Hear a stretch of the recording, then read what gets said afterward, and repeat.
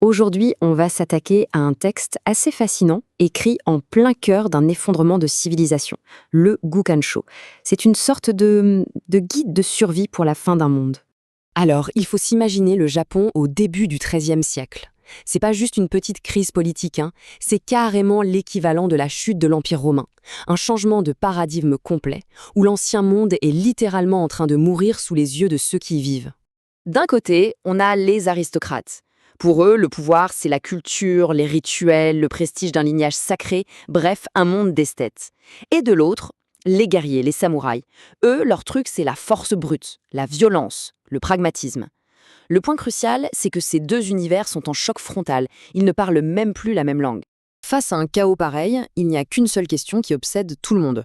Mais comment on peut comprendre ce qui se passe quand tout ce qu'on a toujours connu est en train de disparaître? C'est pile le problème que le Gukansho va essayer de résoudre. Pour bien piger ce qui va suivre, il faut vraiment se mettre dans l'ambiance de l'époque, une ambiance de désespoir total. Et ce n'était pas juste une impression, non, c'était une certitude qui était même ancrée dans une prophétie apocalyptique.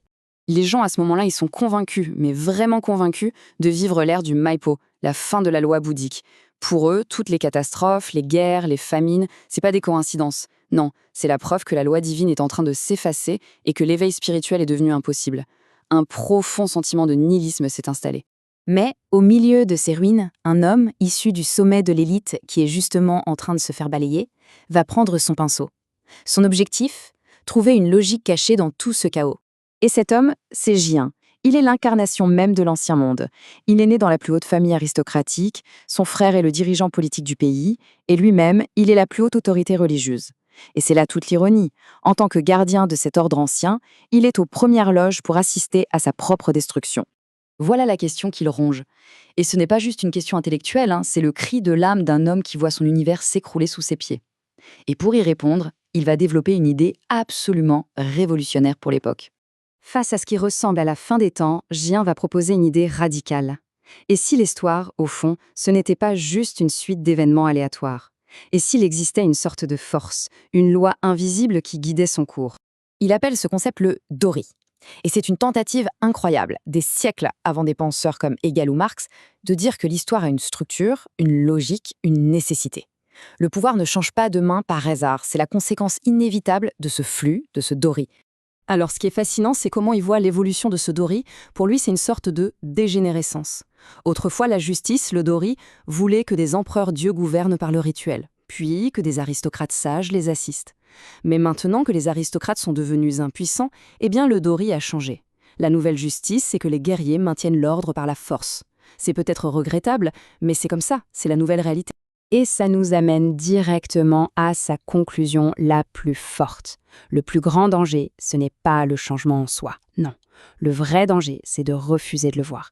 Essayer d'appliquer les règles d'hier au monde aujourd'hui, c'est la recette assurée pour le désastre. Et attention, tout ça, ce n'est pas juste de la théorie philosophique. Sa pensée va être mise à l'épreuve de la manière la plus brutale qui soit, et en temps réel, au moment même où il écrit son œuvre. Voilà ce qui se passe. À Kyoto, l'ex-empereur Go-Toba décide de tout miser sur un coup d'État militaire pour reprendre le pouvoir. Jian, lui, est terrifié. Il sait que c'est une pure folie. Le Dori est du côté des guerriers. Les affronter sur leur propre terrain, c'est du suicide.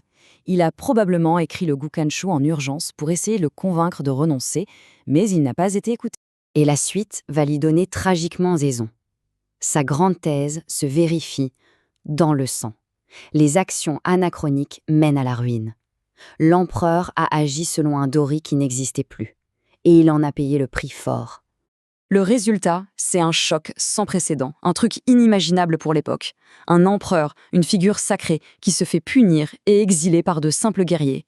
C'était la preuve irréfutable, gravée dans le marbre, que l'ordre du monde avait basculé, pour de bon. Le Dozori des guerriers était devenu la seule loi.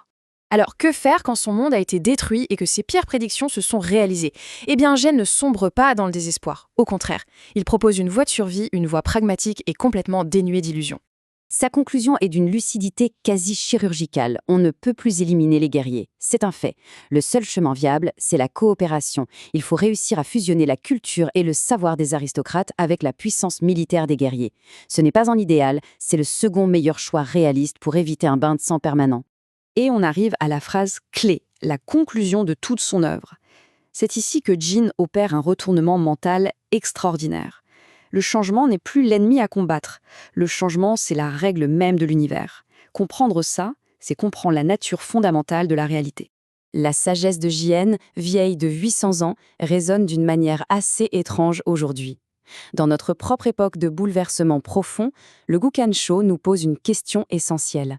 Est-ce qu'on est capable de discerner le Dori de notre temps, ou est-ce qu'on est aveuglé par la nostalgie d'un monde qui n'est déjà plus là ?